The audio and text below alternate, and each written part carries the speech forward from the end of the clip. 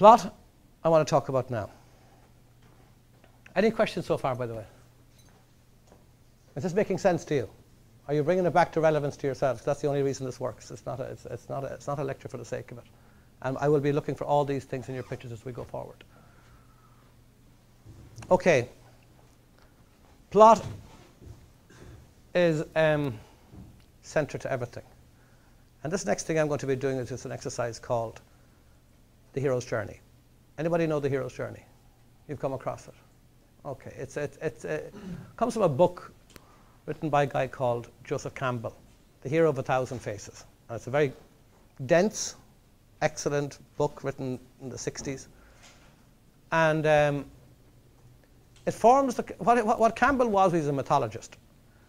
And he went around the world for a long time, all his life, learning different languages, Sanskrit and Old Irish and Old English and stuff, and started looking at the stories of the world. A bit like me, he got obsessed with why do religions work and why do myths work and why do fairy tales and folk tales and how do we believe who we are, where we come from, all these things. And every society he found out had stories that answered these. There's a Greek myth for how the world was formed. There's a Christian myth. There's an African myth. There's an Icelandic myth. There's a Norse myth of where we come from, why we're here, and where we're going. So he started putting all these together and saying, what are the patterns? It's a bit like music.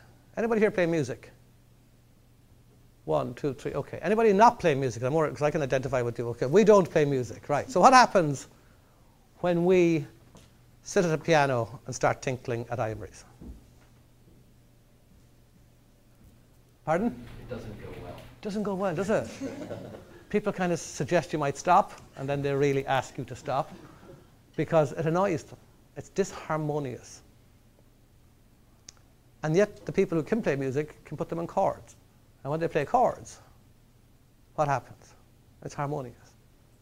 So just the reordering of the notes goes from disharmony to harmony, because the human being is actually pre-hardwired to understand chords. All over the world, a chord is a chord, and a bum note is a bum note. So the human being is predisposed to that. Also, we are predisposed to things like beauty, symmetry, perspective. Just happens to be human qualities. Sure, you can go without, you can do a disharmonious piece of music. That's no problem. But you'll find your audience gets smaller and smaller as you do that. Same with a story. You can tell a story any way you like. Tell a joke any way you like. But you'll notice the way that your audience will get smaller. That's actually real. Oh my God. I thought it was like some techno-wearable fur or something. No. All right. So Campbell came up with this amalgamation of all stories, and he called it The Hero's Journey. Now, Hollywood got very excited. A lot of people got very excited because it explained a lot of things. Why the Bible was successful, why Buddhism works, why these big, huge religions, and movements, and countries form around ideas, self-belief, identity. And George Lucas got very interested. And George Lucas had a meeting with them on his ranch. And he got fascinated by this. There was about 27 stages, he thought, in this journey. These are stages that are common to every story, from Cinderella to Pretty Woman to the story of the Odyssey, or Troy, or Jesus. And he asked Campbell, I wonder, could we use this? And Campbell said, of course, use it. And they used it, and they made Star Wars. And after that, Hollywood started looking at, oh my God, here's a formula to make the story that works. So we didn't make up the formula. This isn't something I'm giving you. This isn't something Campbell's giving you. This isn't something anybody. This is something human beings have given us, because this is how, since we became Homo sapiens, we seem to have framed things. This is the journey that we see ourselves as living and as we perceive the world, which is why Star Wars was so powerful. It's now a 20 billion franchise. It's also the basis of nearly all stories used in branding. And it's also the basis, especially, of all stories used in transformation. That is, going from A to B, which is what you want your customers to do, which is what you want your investors to do, and which is what you're doing yourselves. You are going from one place to another. So how do we tell that? So as we're doing this, I want you to either think of your favorite fairy tale, or your journey since you began, or the journey that's ahead of you, or the journey your customers or clients are going to have as they start engaging with your product, or the change that your product demands of them. All stories that start in the ordinary world. And they start here because that's where most of us live. So this is Dorothy in Kansas. This is the old cowboy on the ranch. This is the land, with the famine stalking the land, or a monster somewhere stalking the land. Well, that's a bit much. But basically, we're trying to engage with people where they're at. So stories start there. The ordinary world, because in the ordinary world, what's wrong with it? It's not extraordinary. And we all like, as humans, to live extraordinary lives. So in the ordinary world, we find lack. We find yearning. We find something missing. We find somebody hoping, wishing, crying for somewhere better over a rainbow, or just out of sorts with themselves. So Cinderella sitting by the fire, out of sorts with herself. Little Jack feeling stupid.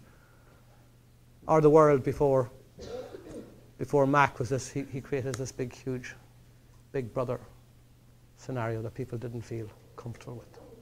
So when you're in that kind of place, the human being has a natural drive, and it will never be happy in an ordinary world.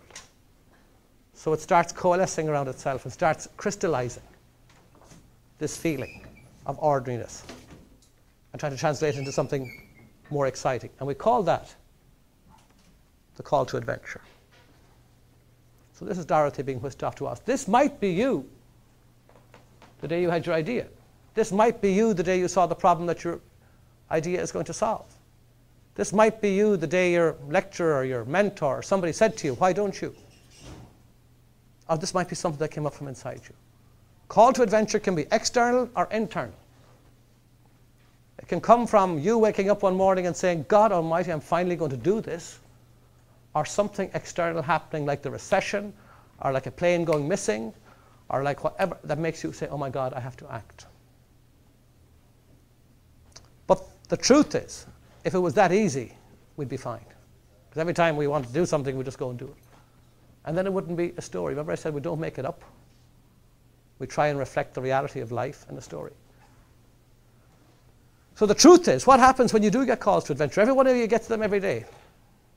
What happens when we get these calls to adventure, to be better, to be fitter, to do more, to stop procrastinating, to work harder, to ring that friend, whatever? What happens when that happens to us? Make excuses. We do anything except answer that call. We refuse the call. Because change is difficult. I don't care how ordinary my world is, it's my world and I'm happy in it. And that's why this is called the hero's journey, because on this axis of desire and fear, only heroes cross over. Most people stay in the other world. And it would be a very boring story anyway. So, where does this refusal of the call come from? Mostly inside. Mostly us afraid of what change might mean to us. But often it can come from outside too. That couldn't be done. We tried it before. Not around here, that won't work. I see where you're going, but that won't work because we have a resistance to change. Because there's a battle going on with your brain the whole time. That basically your brain loves the easy life because it doesn't burn energy. Once you start engaging this fella, where all change comes from, the front of the brain, you start burning 20% glucose of the whole body's glucose. So that's why we love habits. That's why we love habits. That's why you wake up in the morning, you've washed your teeth, and you're on your way to work before you even realize you're awake. That's why you're driving along and you don't realize, have I gone through a town or not? Because we love habits. They don't cost any energy. The brain would love you just to lie down, put a tube in your mouth, and just be flat for the whole life. That would be perfect life for your brain, because it's there to save energy. So we refuse the call because we can't weigh up the value of answering the call versus the security of staying where we are. So unless you've struggled with that call, I know it's not real. So what happens when we refuse, when we're wavering? Usually what happens in stories is this other stage happens. The mentor comes in, meeting the mentor. And the mentor takes the form of Gandalf, or the fairy godmother, or the wise old man, or the wise old woman, or Q in the James Bond film. And what they do is they question you. And they ask you, are you sure you can do this? Are you sure this is the leap you want to take? It can be the internal mentor as well. Just resolving the difficulties you're having with answering this call.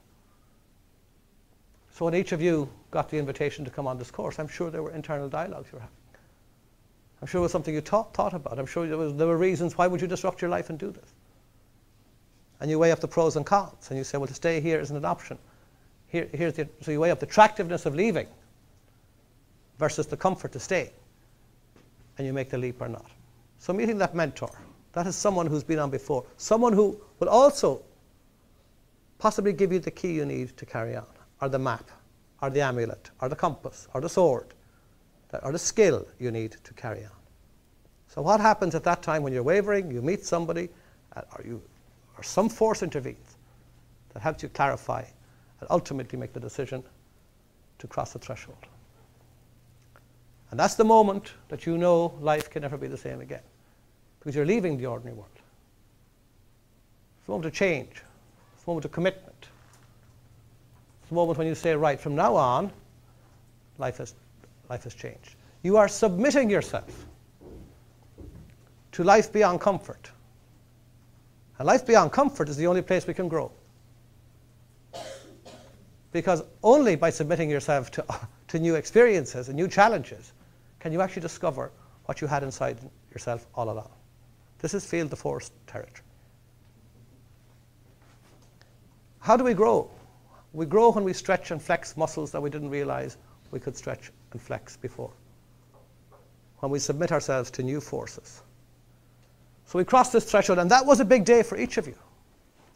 And again, I hear all of you on stages, I hear all of you giving presentations, helping the audience understand the difficulty you had with your decision, and yet the resolve you had that made you commit to this new thing. And after that, it's all new. After that, it's all new. And here we go. Oh my God, what's ahead? Nothing is the same anymore. And we head off on the long second act of our story, the road of trials. And the road of trials, this is where you meet your demons, your dragons, your tests, your trials. It's where you meet your allies, other people on the same road going with you. It's where this beautiful serendipity happens. Suddenly, the world starts to conspire to help you because you know where you're going. So you meet the Tin Man and you meet the Scarecrow. You meet other people on the same path. Do you ever notice when you say, I'm going to take a vacation to Chile, suddenly somebody says, oh, I have a book on Chile. Or you see an ad on television for Chile. How the hell does all that happen? Because now your alertness has changed. Now you know where you're going, you see. And suddenly some guy in class talks about Chile. It's funny, isn't it? So this is the crucial bit, because change isn't easy. And developing something isn't easy. If you told me I wanted to develop some kind of camera you can stick somewhere, and a couple of days in the lab we just did it, well, there's not a lot there for me to catch on to, is there? Not a lot there for me to share your experience with. There's a gap, because that's not how my life works. My life change is very difficult. Change is persistence. Change takes a lot of work, a lot of help. But by picking those moments apart, again, you release values. What did you discover in yourself when this challenge happened? How were you able to ask for help? How was it our cohesion as a team that kept us going through this moment? How was it by opening ourselves up to help did we get through these things? Because every time you tell these things, you're releasing more and more reasons for me to connect with you. And this is what I mean by telling the story. If it wasn't difficult, it's not worth getting. And the more difficult it was, and this is why we look at entrepreneurs and we really admire them, the ones that stuck at it for year after year, rejection after rejection. How many rejections did J.K. Rowling get for Harry Potter?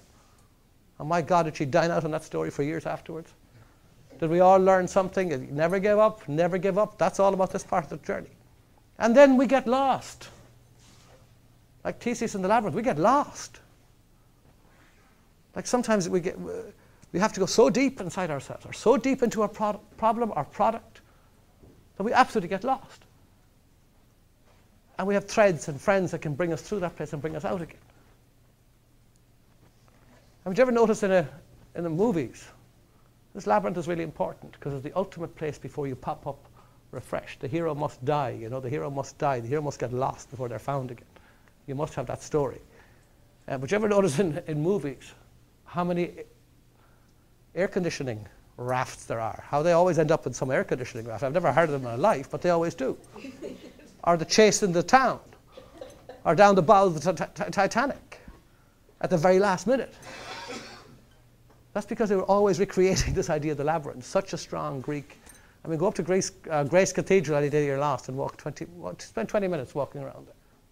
It's a beautiful, beautiful meditative experience. But it does, it represents this idea that it's okay to get lost.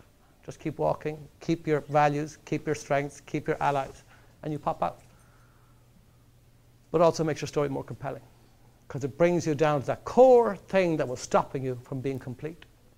How to kill the Minotaur. You have to go all the way to the center, find out what it was, and aha, we pop out and we seize the Grail. We seize the Grail. We find that thing which we set off to find. So we throw the ring into the mountain of Mordor or the mountain of Doom or whatever it is. We find the girl, we cure the patient, we find the baddie, we seize the Grail. So after all that effort and tumultuous throwing up of things in your life, you say, my God, I've done what I wanted to do. It works. Look, my God, it works. But that's just the end of the journey, if you like. It's not the end of the story. Because the story transfers meaning. So this is where I go, again, that is the mission, if you like. That is the mission. But the actual vision of the reason stories really work is because they transfer the collective meaning of that whole journey. The worth, the why. And that is the return. This is because after going through this journey, the world can never be the same again. Because now your product exists. Or you have changed that little bit. So the value. So the boy kisses the girl, but that's not the whole story. The story is that love was restored. The doctor cures the patient, fine. But it was about health. The artist finishes the painting, finally. But it's about beauty.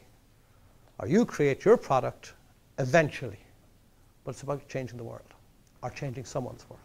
Or making a difference. And that's the point of it. But changing the world or making a difference cannot be achieved without going on a journey. Or if it can, lucky you, but I can't connect with you. So this is what I want you to learn. How to translate your own living experience of this course, of your product, of your own journey, into something that I can connect with. And this journey here is the best example we have yet of what works. And I want to spend a bit of time talking about why does this work.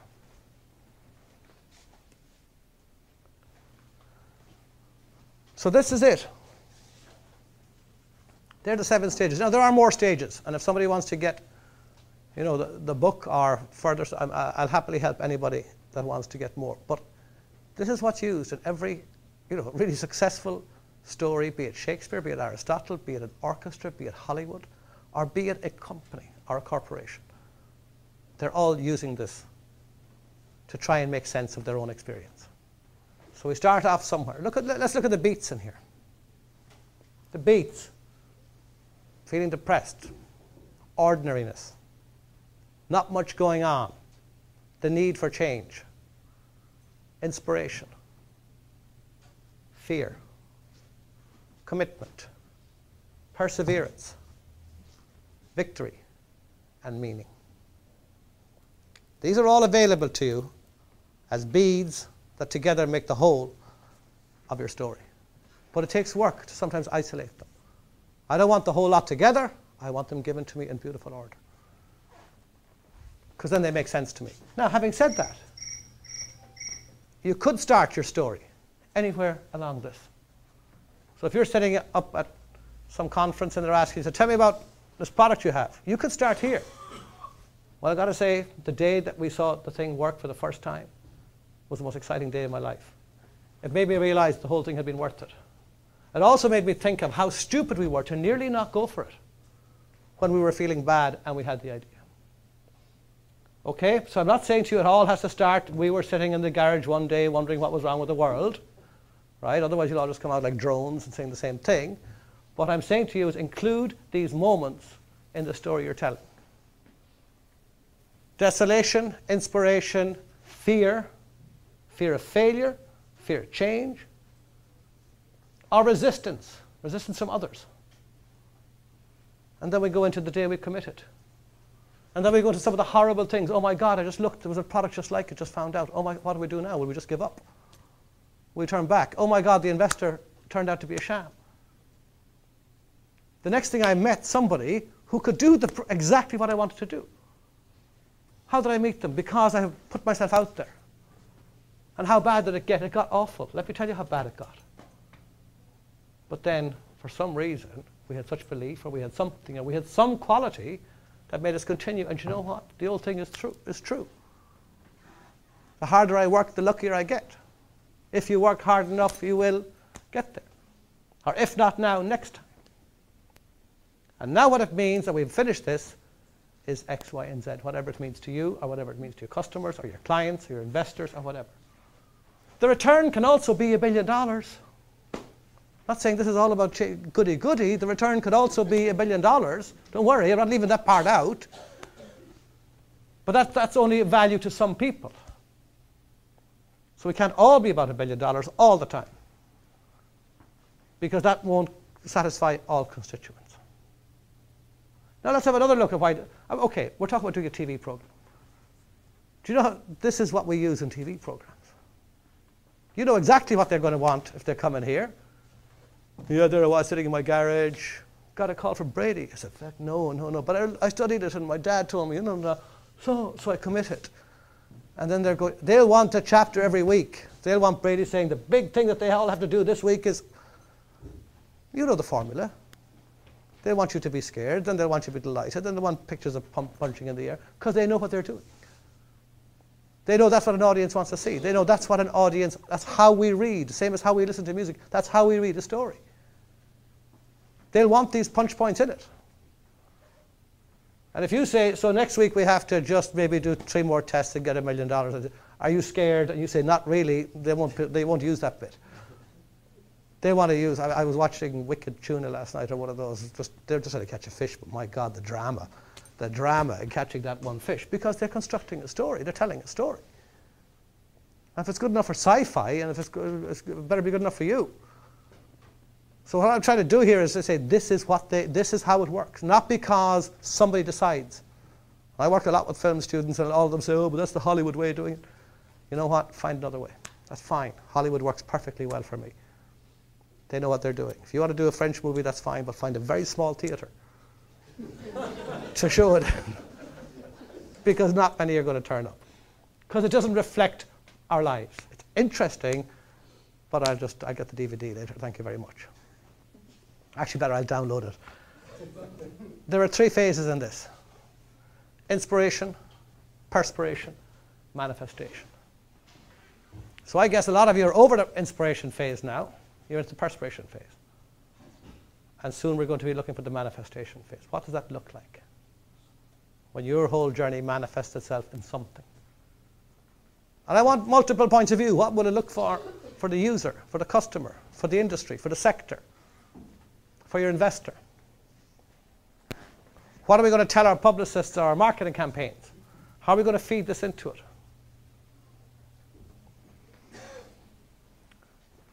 When we look at these things sometimes, just while it's on my mind, there's kind of 5 stories. 5, this is what they call the monomyth, the big overarching story. But there's about 5 subgenres of those.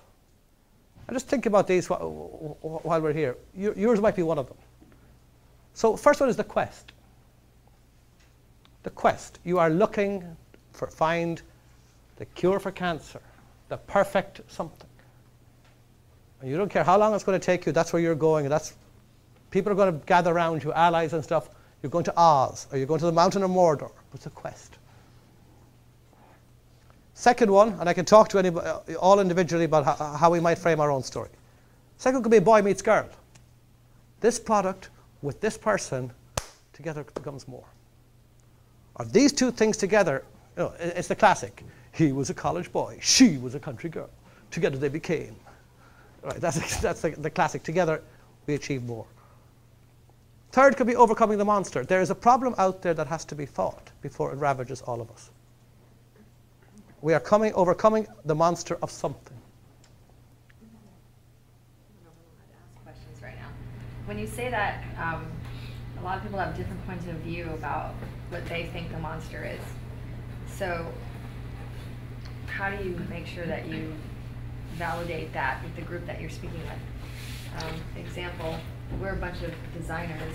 We have a point of view, and a way we see certain things in gadgets, and our understanding of aesthetics is different than, say, somebody who works in more of a technological field and what they find valuable. So well, you just say what your monster is, and if they just don't agree that that's a monster, then that just means that's not someone you connect. Well, the first thing about stories is they're really not about you, they're about the audience you're talking to. Story is a way of engaging an audience.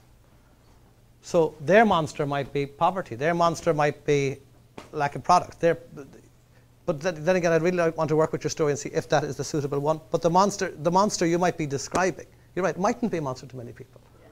But cancer is a monster. Poverty is a monster. Disease is a monster. Epidemics are monsters. Bad weather can be a monster. Snowstorms are monsters. Ill health, they're monsters.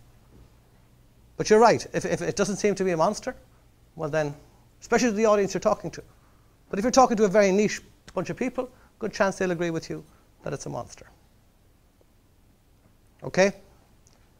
Rags to riches. The ugly duckling story. Inside everybody, there's somebody better waiting to come out.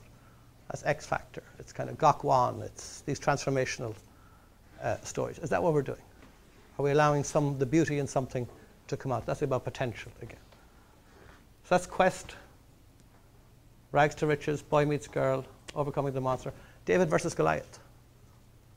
We're the small guy trying to take on the big guy. We're the disruptor. That's got huge, people understand that. So most stories that you see will fall into those categories. Now, other ones, we can have 36 types of stories, 136 types of stories. But at their core, there's 5. Now, what I'm saying is use these pre-existing highways, pre-existing mental highways in people's minds to latch your story onto. They say that in America there's only 4 stories. If you want to become president of the United States, so you have to be telling one of 4 stories. This is Robert Reich who said this back in '73 or something. I was laughing because I was watching the Obama election, the first one, with Sarah Palin and John McCain. It was like a cast of characters out of Hollywood 101. But the 4 American stories were the triumph of the individual, the benevolent community, enemy at the gates, and rot at the top. And it's true, if you're not telling one of those 4 stories, it's very hard to get a grip, because they're the 4 American myths, if you like. Anybody can become anything. We're a nation of settlers together creating one big community. God, we better be strong, because they're out to get us out there, and Washington is corrupt, and big business at the very top is corrupt. They're 4 American stories that are pre-existing. Do you get me? Same as those 5 templates. We're all seeking something. We're all afraid of something bigger than us destroying us. We all want union with something else in order to create more. We all want the small guy to win, because big is bad. And the last one was, oh yeah, we all believe there's something more beautiful, potential inside everything. So they again, more than the motivation blocks I was giving you, they could be pre-existing frameworks that you hand your, and big brands know this, by the way. They're all parked somewhere in there. Just one final thing is, why does this? Why this framework? You know, why does it work? Some people say it's just because it actually mirrors our own lives. That as children we live, or as babies, we live in this ordinary world where we just want cognitive, we just want heat and food and basic stuff. But we're not really a complete person. And then around 3 to 4, we start getting this call to adventure, to become someone, to individuate, to separate away from the crowd, to become our own person. And around 13 or 14, we find ourselves locked in the bedroom saying, feck off, world. Don't want to know you. And 18, 19, we're thrown out of the house, go on, get your own thing, off you go. and then you spend your 20s and your 30s trying to find out who the hell am I and what's my place in the world. You suddenly find yourself, and that allows you to give back yourself as a parent, as a guide, as a teacher, or a mentor. So it's archetypal. It's archetypal. Everybody else is using this kind of thinking. So what I want you guys to do is use it too, or at least be aware of it, and be aware of the power of it to make sense of things and to transfer bigger things, bigger values than just the intricacies of your product. So that can be your development story. That can be the Highway 1 story. That can be your product story. That can be somebody who's out there in the ordinary world and you want them to buy your product. But you understand that they might be afraid of it because it would disrupt their lives. It might change their lives too much. But you know if they just cross the threshold with you, and by getting used to it and by getting used to do something different, they will make a difference. And that will ultimately change the meaning in their lives.